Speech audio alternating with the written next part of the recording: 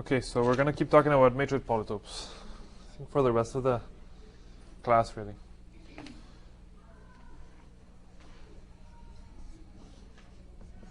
So what I want to do first today is start by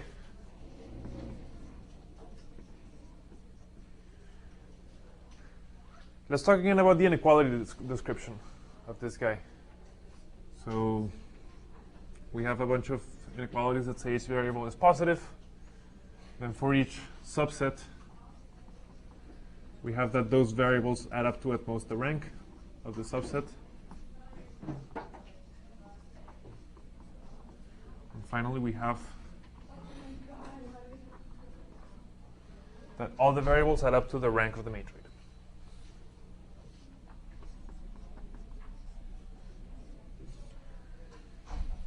So we prove this. So that provides an inequality description, but this is a lot of inequalities. It's a lot of inequalities because we have an inequality for each subset of E. So even for a matroid of 5 elements, this is 32 inequalities. That's a lot. And you can imagine that this guy, being in 4 dimensions, is not going to have 32 facets. And so what I want to do is pick out the right facets, pick out the inequalities that matter, so that we can forget the ones that don't matter. So which of these inequalities define facets?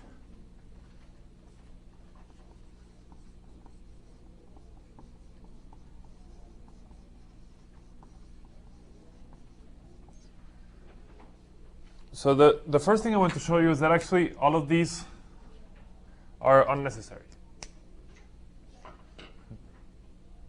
They seem to be the most basic ones, but actually there are consequences of the other ones. Because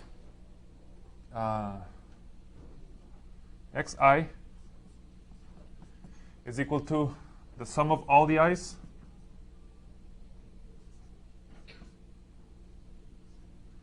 let me write it this way. The sum of all the j's, of all the xj's, minus the sum of all the j's in the ground state is E. So the sum of all the j's minus the sum of all the j's in E minus I. Right? And we know that the sum of all the xj's is R. And we know that this inequality for E minus I says that this is greater than or equal to the rank of E minus I. Right? And the rank of E minus I is at most R. So this is greater than or equal to 0. Okay. So what that means is that actually I don't need to write down these inequalities because they are implied by the other ones. Okay. And so what I want to do now is figure out which ones of these inequalities I need. And so let's say that A is a facet of the matroid.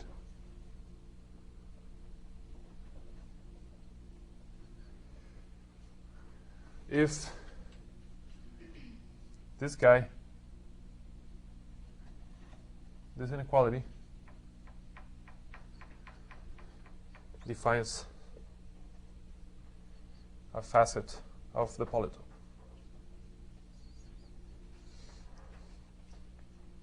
In a couple of recent papers, the word flacet was used for this. I don't like this word. And it hasn't appeared enough that it's an established word. So here's the beginning of my campaign to call these facets instead. We'll see why they wanted to call them flacets. And yeah, we'll see. I mean, we'll see that the point is that these guys are flats, but they're not any flat, and so that was the motivation to call them flats. But I don't think that's good enough motivation myself. I don't know. But so what we want to do is describe the facets, okay? And So proposition. And again, remember that one thing that I mentioned last time is that once we understand the matroid polytopes of the connected matroids, we basically understand the other ones. And a lot of results are simpler when you state them just for the connected guy, and you can see what this means for the other ones. So for M connected, we have that F is a facet if and only if the restriction and the contraction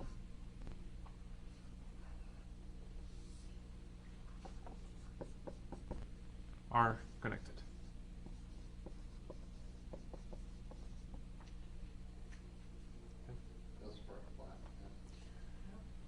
No.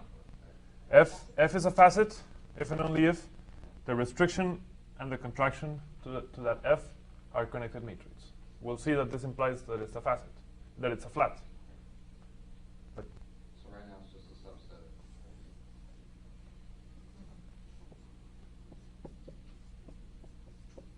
Right. Okay. It's a proper subset. So let's prove this. Proof. Well, basically what we have to see is the set F corresponds to this linear function summation of xi over the i's in F. Okay? And so this linear function, again, is here's a polytope.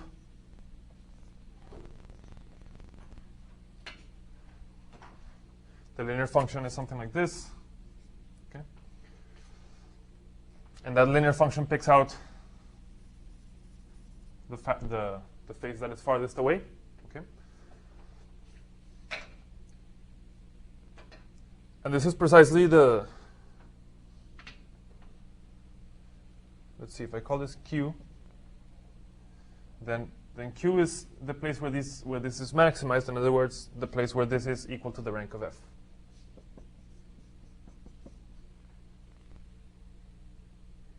In Q. Okay? So Q consists of the bases that satisfy that here you have equality. Okay? But now, again, we can think of this guy as a weight vector. A weight vector that takes ones where F is and zeros where F is not. And so the vertices that we have here are exactly the vertices that maximize that weight vector, and we know what those are. So my weight vector has ones in the coordinates of F. Okay? And we know exactly which bases maximize this weight vector because that was your homework. The bases that maximize form a matroid. And we said what you do is basically first you take as many ones as possible, and what that gives you is a basis of the restriction.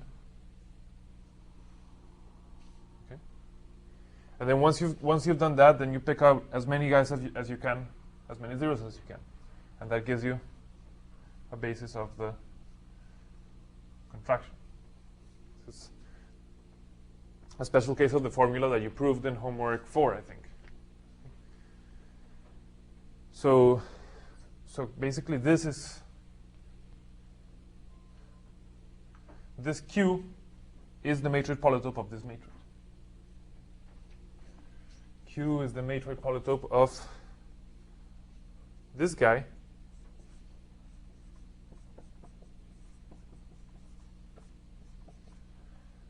But we know that the matroid polytope of a sum is equal to the product of matroid polytopes.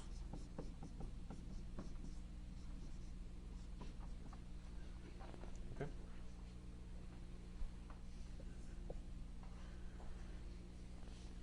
And now what I want to do is I want to figure out what the dimension of Q is. Because I want to figure out if Q is a facet or not. Right? So the dimension of Q is the dimension of this guy plus the dimension of this guy.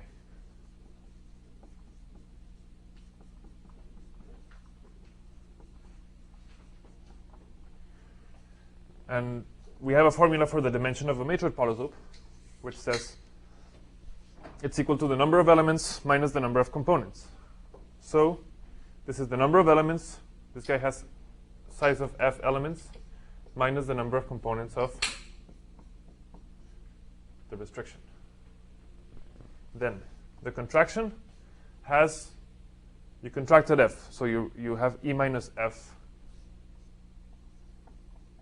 elements remaining minus the number of connected components of this matroid. So what you have is f plus e minus f is e minus connected components of this guy minus connected components of this guy. Okay. Okay, good. Now remember that because my matroid is connected, the matroid polytope has dimension e minus 1. And what is this dimension of Q? It's e minus this minus this. Well, this guy is at least 1.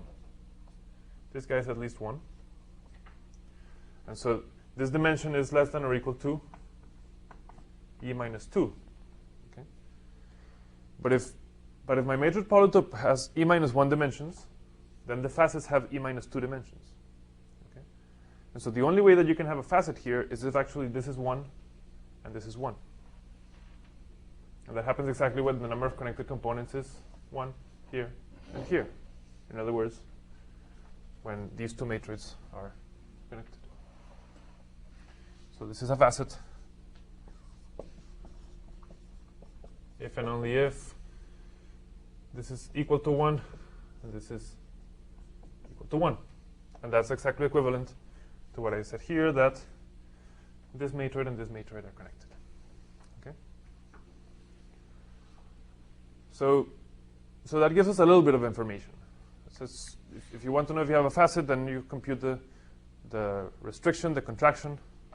And if those are connected, then you have a facet. If they're not connected, you don't have a facet.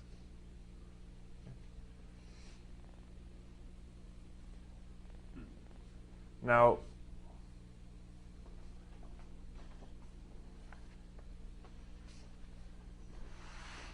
the next thing I want to do is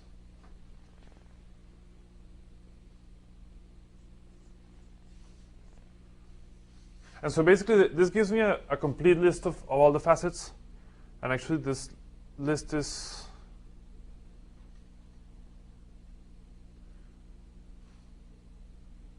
I'll leave it as an exercise for you to decide whether this list is redundant or not. I think it's irredundant, but I'm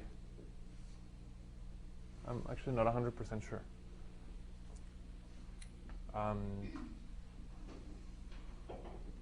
think what is true is that this list is almost irredundant in a very precise sense. So that'll be your exercise, is to see what exactly that means. This is the complete list, and there is very little redundance, and I want you to see what that means.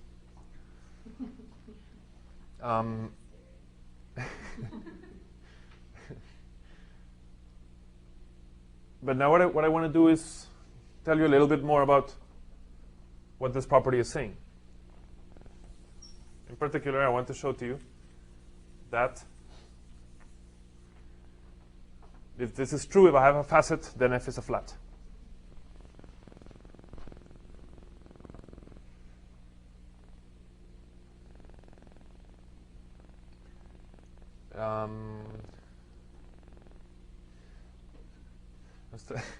I'm still stuck thinking about the other question. I mean, the point is basically this. The point is that in a polytope, in a full-dimensional polytope, if you want to describe a hyperplane, then there is exactly one normal to that hyperplane. And that means that actually there's no way for that to be redundant because there's only one linear function that describes that hyperplane. Now, the problem here is that our polytope is living in one dimension higher than it's supposed to. And so that's the only thing that can bring in some redundancy here. Okay? Because you would be perpendicular out of Exactly. normal out of the plane that you're living in. Exactly. And so basically there can be some redundancy because if you are in R3, and maybe here's a polytope in R3, but it's a two-dimensional polytope. This is a facet, okay? And there are many linear functionals that describe it. You know, if you go this way, if you go this way, if you go this way. But in reality, there's only one, which is to face this way, and the only redundancy is because you're living in a dimension higher than you're supposed to. Okay? And that's exactly the situation there.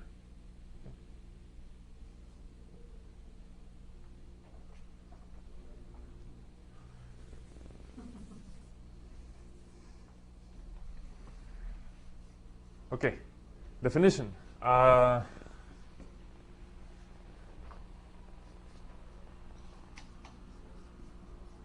Amanda and Kim already know this definition. A cyclic flat. You do, right? So what is it? No, I want. A cyclic flat is a flat which is also a union of circuits.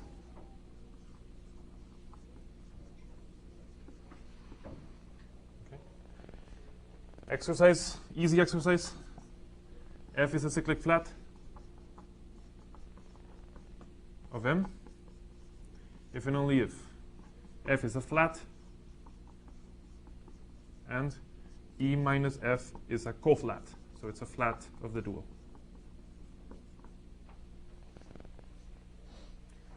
Exercise. Okay. And so my claim is that if you have a facet, then that facet is a cyclic flat. These are the only candidates for facets. So proposition,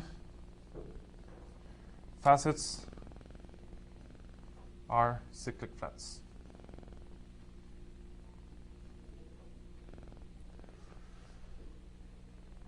Proof. Suppose you have a facet.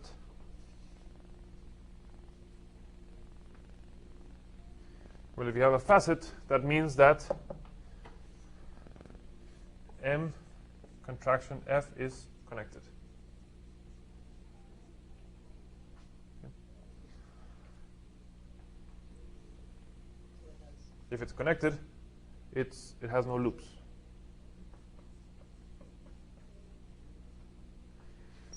And I think this is also a homework problem, but it's easy to see that. So M.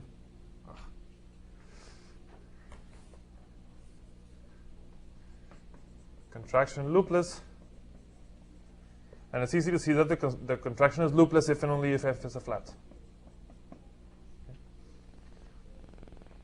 The closure of F is precisely the loops that you get in the contraction of F, the guys that you can add to F without increasing the rank. So if F is a facet, then you get a flat. And this is by weakening the condition from connected to loopless. Now, the point is, remember, if you have a loop, then that loop is its own connected component. That's why connected implies loopless, unless it's just a single loop. So this shows that if you have a facet, you have a flat, and the other direction I'll leave for you guys, but basically it amounts to just putting a bar here, and then coflat. So to get a flat, you do this, and to get you have a flat in the dual, you make the same argument, but instead of doing the argument on the contraction, you do it on the restriction.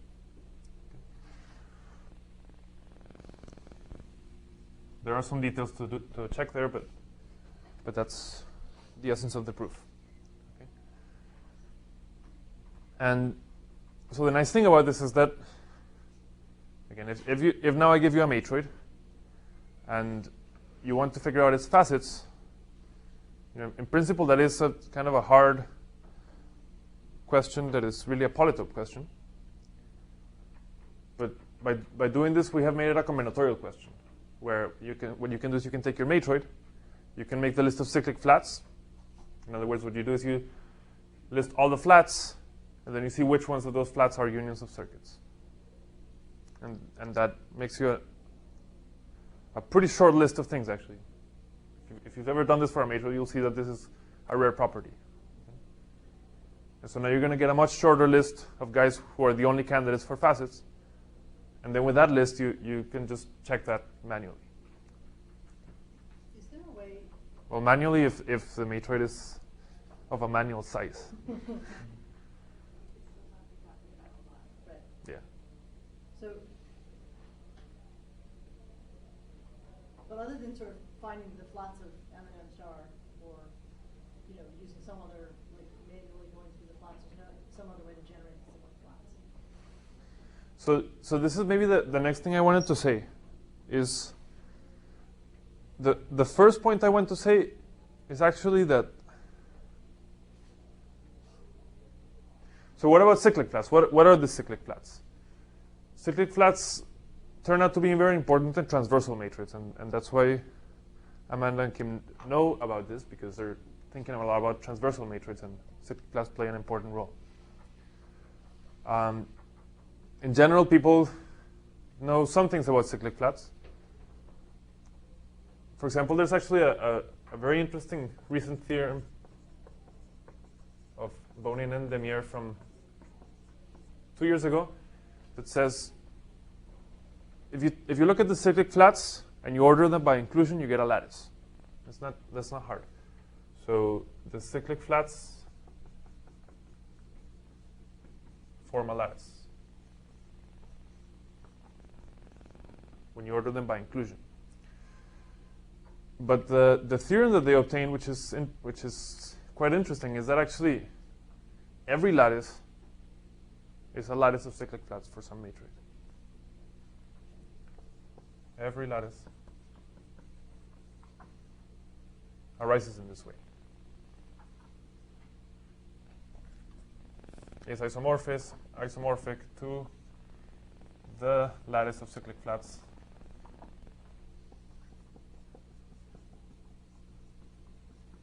of a matroid, and actually they show something stronger, that you can choose this matroid to be transversal and cotransversal, bitransversal.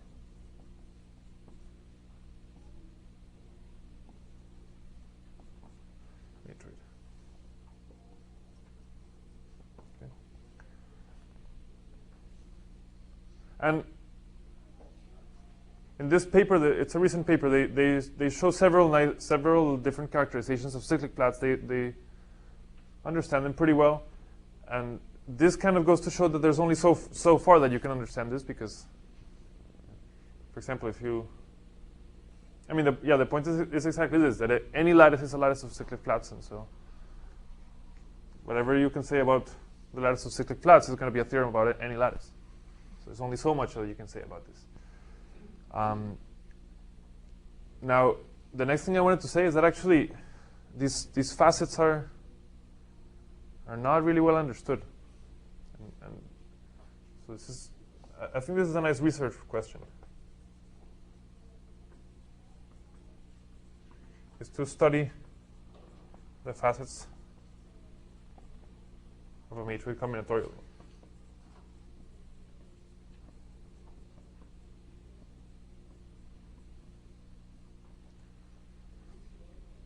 For example, I've never seen this. Where is it? Facets are cyclic flats. I've never seen that in the literature, actually.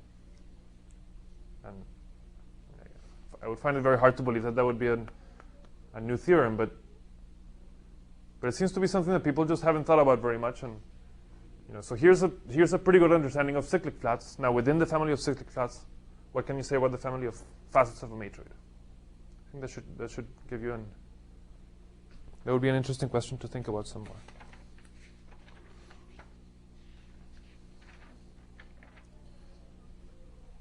And a more general research question is study the combinatorics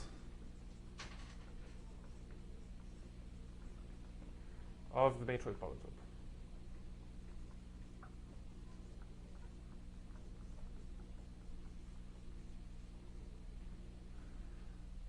We already proved several nice properties, but for example, if we barely understand the facets, that means that, for example, the face posted is something that we don't really understand at all.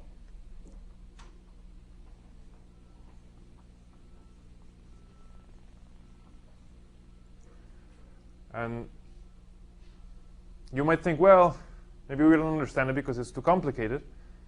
But I want to show you something that has confused me for several years now, that makes me think that there's something here and that we just don't know yet. If you look at the Matroid polytope of the complete graph K4. Okay. So this is some 5-dimensional polytope.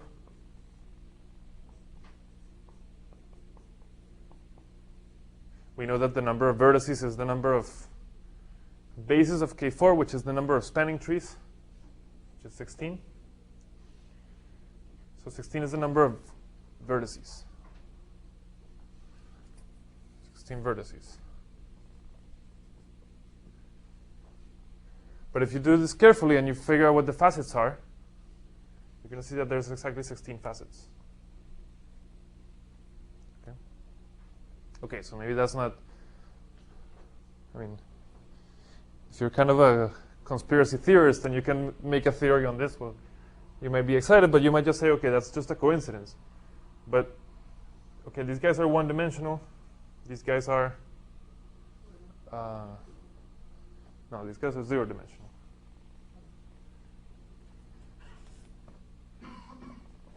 These guys are four-dimensional, and so you could count the number of vertices in each dimension. This is known as the F vector of this polytope. And what you're going to get is, where is it? This. You're going to get that this is a symmetric F vector. And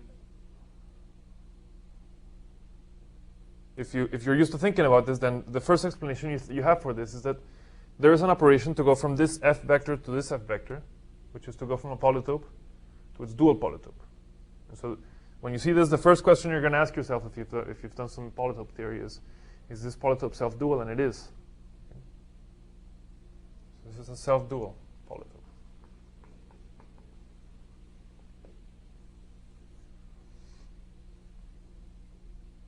And self-dual polytopes are very rare objects. This is not something you see everywhere.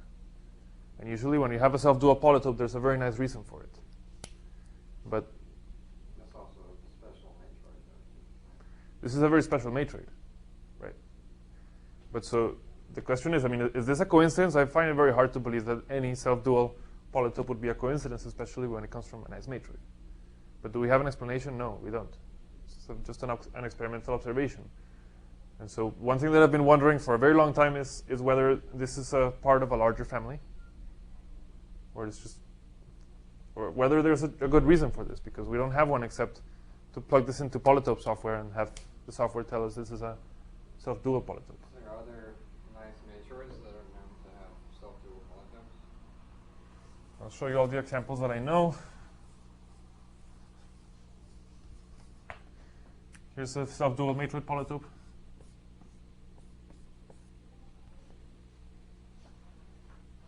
And this corresponds to this guy, right? Or this guy, whatever. The uniform matroid on 2n elements of rank n. I think that's it. I think that's what those are. Actually, no. This is not. Well, no, not even this. Now, actually, when I first noticed this, I got all excited when I realized that if you look at K4,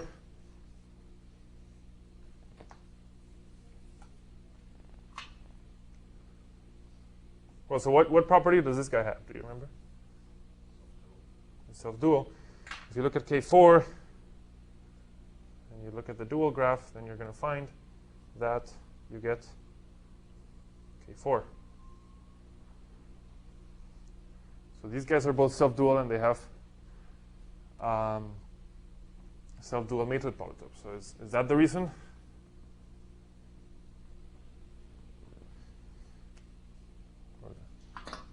Seems like a good reason, but that's not at all the reason. How do you know that's not? I'm gonna show you the. No. Anna's question is dead on. How am I sure? I mean, maybe I just don't have a proof, but or maybe I have a counterexample, but maybe my counterexample doesn't always apply. But well, theorem. This is why this is not a good reason at all. The matroid polytope of the dual matroid is the same as the matroid polytope of the matrix. And so the way duality behaves with the matroid polytope is very clear, which is that the matroid polytope doesn't notice when you take the dual. I go back and forth from the dual to the other one. And so how can self-duality have anything to do with it when the matroid polytope doesn't know if you're living in, if you have a matroid or its dual?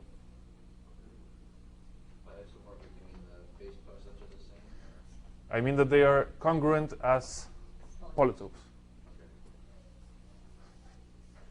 And when the statement is so simple, the proof has to be a one-liner. Start with a basis with a vector vertex of piece of M. It looks like this, where the ones are the bases. Now look at minus V. So now these guys become minus ones.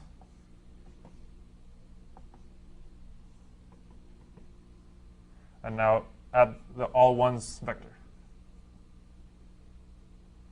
You get 0, 0, 1, 0, 0, 1, 0, 0. What do you get? A vertex of the dual. Vertex of matroid polytope of the dual guy, because the ones here are in the basis, so that's where the zeros are here, and the ones are in the complement of the basis.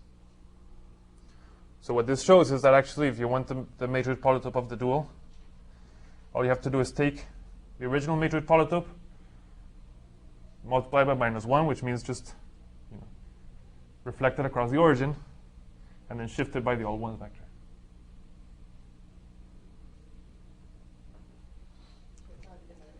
So it's not even a dilation. It's just it's just a reflection across the origin and then a translation by 1. So that's what duality does to the matroid polytope. And that's why that can't be the explanation for that.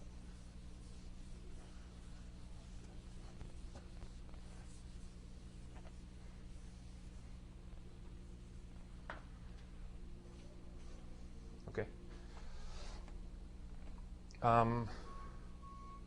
And while we're at it, it's good to know what the matroid polytope does to duality, and we should also know what it does to deletion and contraction. And that's also pretty easy. It's also very easy. Let me show you. So here's a matroid polytope.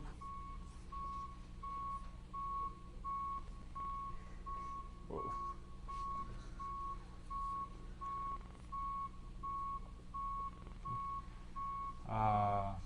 Let's see, this is 1, 2, 1, 3, 1, 4, 2, 3, 2, 4. Okay? Matroid polytope of M. So if I want, let's say I want M delete 1. What are the bases of the matroid M delete 1? They are the bases of the matroid that don't have a 1. In other words, they are the bases of the matroid where 1 doesn't appear. So they are these guys. So this right here is the matroid polytope of the deletion. Take the matroid polytope and you ignore the things that have 1s in it. And what is the one for the contraction? Well, the bases of the contraction are the bases that do contain 1. So they are the other ones. So this thing that you have right here is the matroid polytope of the contraction. Okay? But one thing I'd like to point out is that actually you can, how do you say that you have a 1 here? Well, you say that the coordinate 1 is equal to 1. And so what you're doing here is intersecting your matroid polytope with the hyperplane x1 equals 1. And that gives you the contraction. And if you want the deletion, then what you have to do is ensure that 1 does not appear. In other words, this is the hyperplane x1 equals 0. Okay? And that's something that you might have not noticed about these matroid polytopes, is that actually they're, it's kind of hard to describe because I want to say that they're short because they're stuck between 0 and 1. Yeah. But somehow when you think of short, you think of a little chubby, but in any direction it's stuck between 0 and 1. So it's really just this guy stuck in the small, multi-dimensionally small. So it's between 0 and 1 in every coordinate. Okay? It lives inside the unit cube, exactly. And if you want to delete or contract, then what you have to do is go to the bottom face of the cube or go to the upper face of the cube. And that's how you get the matrix polytopes. So that tells us how matrix polytopes behave with duality and with taking minors.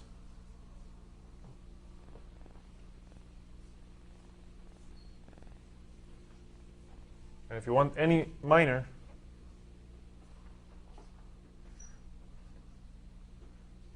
not just a single deletion or a contraction, any minor you can realize is just one of the faces of the matrix polytope.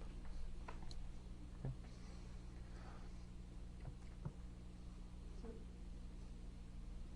Every vertex of the matrix polytope is one of the vertices of the unit cube.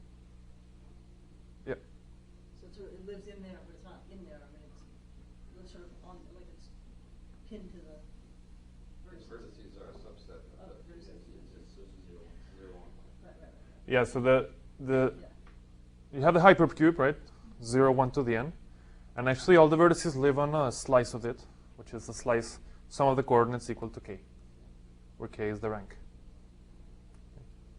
And actually, when you take that slice and you look at all the vertices that you get on that slice, that's exactly the matrix polytope of the uniform matroid. So this is the way that picture goes. You have the hypercube here, n-dimensional. Then you take some slice where the sum of the coordinates is equal to the rank, and all your vertices live on this slice. When you look at all the points, that's the uniform matroid. And when you look at subsets of those guys, you get the matrix of that rank. This picture generalizes to any dimension.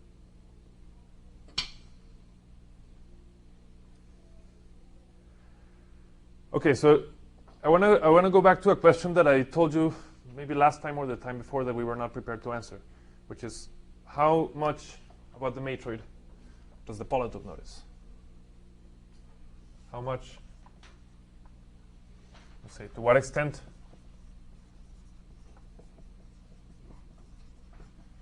does the polytope capture the matroid? And we saw, the first time that we asked ourselves this question, we saw that there's some things that you don't notice. For example, PM doesn't notice loops, because a matroid and a matroid plus a loop have the same matroid polytope. Okay. It doesn't notice coloops, because a matroid and the same matroid with a coloop added to it have the same polytope. And the polytope can't tell the difference between a guy and its dual.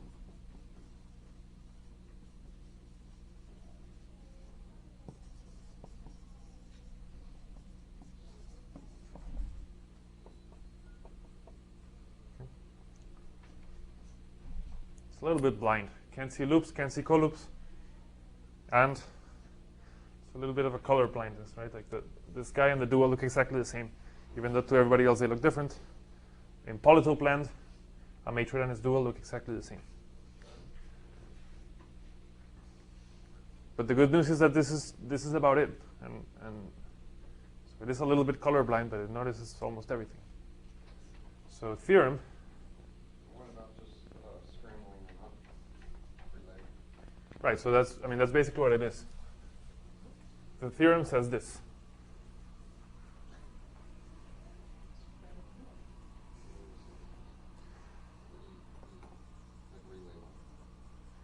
Theorem says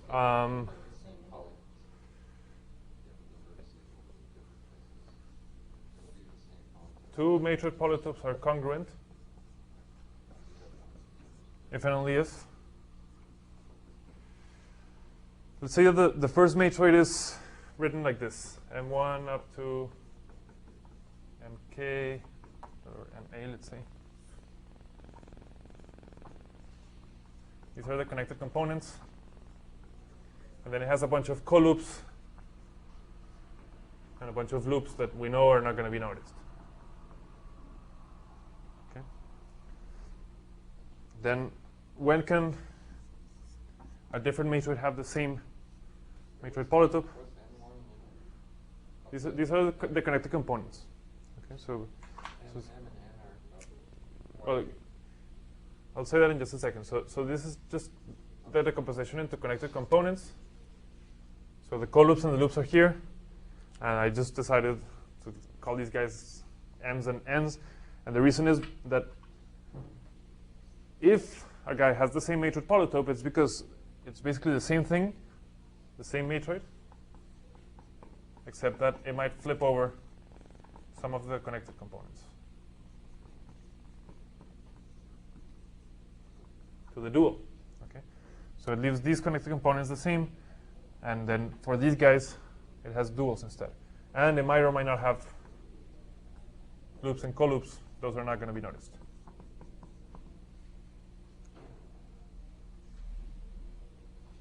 So this is the only thing really that the polytope doesn't notice is loops, coloops, and duality.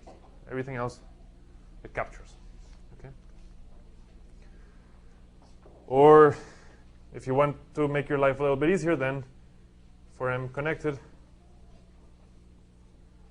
P sub n is equal to P sub M if and only if n is the matroid or its dual. With or without some colors M n connected. So if they're both connected, and then they have the same polytope if and only if they're either equal or dual to each other.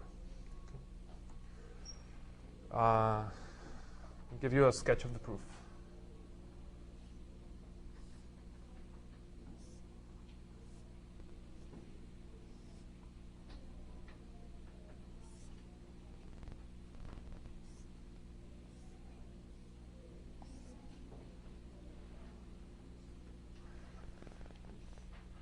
Here is a. Did I draw this wrong again? No.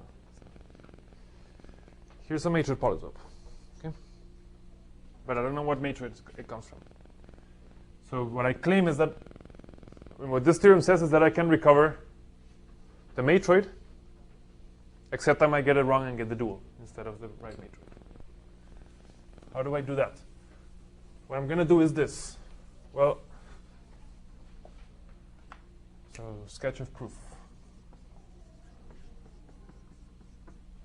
What I'm going to do is this. First of all, remember that I said in a connected matroid, I mean, we know that all the edges are of the form EI minus EJ.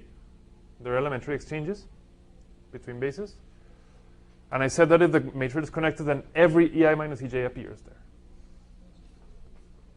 So for m connected, so let's say I start with p sub m. Okay, since m is connected, I know that I have every edge ei minus ej.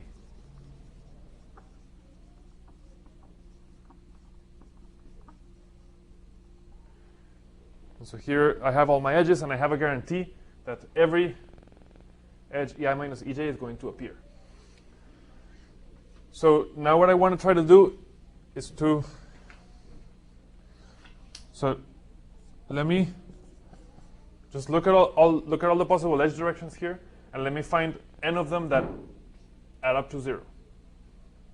Find n edge vectors that add up to 0, where let's say we're living in Rn. And let me assume that such that no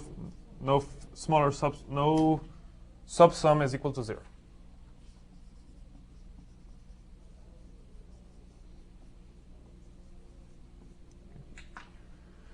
So I'm supposed to do that here. I'm supposed to find, remember this is R4, even though this guy is 3-dimensional because I have codimension 1. So I have to find 4 vectors here that add up to 0. And they might be a little bit hard to see them, but one way of doing it is like this. You go this one, this one, this one, and this one. Why? Because this guy plus this guy, this red one plus this red one is this one, and this red one plus this red one is this one, which is the negative. So that's why those 4 guys add up to 0. Well, the only way that you're going to have n of the ei minus ej's that add up to 0 is if they are e1 minus e2, e2 minus e3, e3 minus e4, and so on. That's the only way this can happen. So I know that these guys are going to be e1 minus e2, and so on.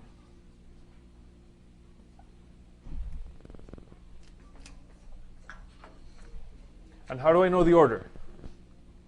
Or rather, they're going to be ea minus eb, eb minus ec, ec minus ed, ed minus ea. How do I know the order? Well, the thing is, what's the angle between these 2 vectors? These 2 vectors have dot product -1. And if they have dot product -1, their angle is 120 degrees. They have dot product 1, and their length is square root of 2. So I'll let you check that. But basically, these guys have dot product 120. These guys have dot product 0. So they're perpendicular. And these guys have dot product -1. So again, 120 degrees. Okay? And that's what's going to happen in general, is that each guy is going to be at 120 degrees to the one next to it in the list, to the one previous in the list. And it's orthogonal to the other ones because it has no e anything in common. And so that's how you know where the next one and the previous one is you start with this one. And then you need one that is not orthogonal to it as the next one. So it can't be this one. You need it to be at 120 degrees. So it has to be this one. And so you say, okay, well, this is ea minus eb. This is eb minus ec, because they are at 120 degrees. Now you need another one at 120 degrees, and you see this one and this one are perpendicular. So that's not the next one. The next one is this one, ec minus ed, ed minus ea. And so by looking at the angles, you can know the order. Now, given that, you can label every edge. because these four guys form a basis for Rn modulo the hyperplane they live in. So for example, if this guy is EA minus EB, and this is EB minus EC, then this guy has to be EA minus EC. And this one has to be EC minus EA in this direction. And so on. For example, this one, this is EA minus EB, this is ED minus EA. So this is, what is it? ED minus EB. And this is EB minus ED. Okay? And then I have everything labeled, and then what is this vertex?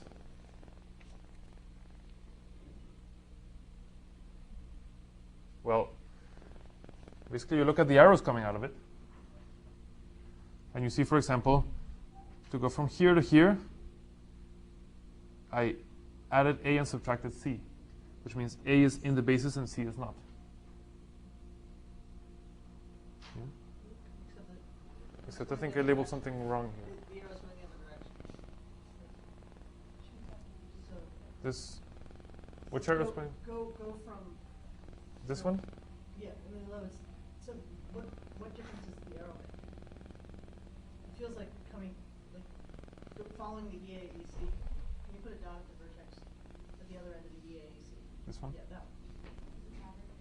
So going from one of them to the other, you're taking away A and putting C. So what I'm saying is that this one has A and this one has C. Okay. I'm just worried that I think I might have mislabeled one of the directions wrong. Yeah, this one. So for example, this guy points this way, and it's a change from B to D, so that means B is here and D is here. Now here, to go from here to here, I exchanged C for D. So D was here, C is here. From here to here, I exchanged A to D, so A is here and D is here. Here I exchanged C to A, so this is C, this is A, and here I exchanged A to B, so this is B. And that's the labeling, and those are the bases. Okay. The reason this always works is because if you look at any vertex, then you know that for any element, you can either exchange it in or exchange it out. So any guy from A, B, C, and D, you're going to see it in one of these arrows, and it's going to tell you which direction it's pointing in. And that means you either put it or you don't put it. Okay? And that gives you exactly the names of the vertices. That gives you the basis, and that gives you the matroid. There's only one thing that can go wrong, which is that we started with some guys, and I said I can determine their cyclic order. And I labeled them EI minus EB, EB minus EC, and so on. But there's two cyclic orders. I could go in this direction, or I could go in this direction. Right. And the effect of that is that every edge is going to point in exactly the opposite direction. And what that does is that exactly says it's going to throw out the guys that are in here and put in the guys that are not in here. So if you reverse all the arrows, what you get is exactly the dual matrix.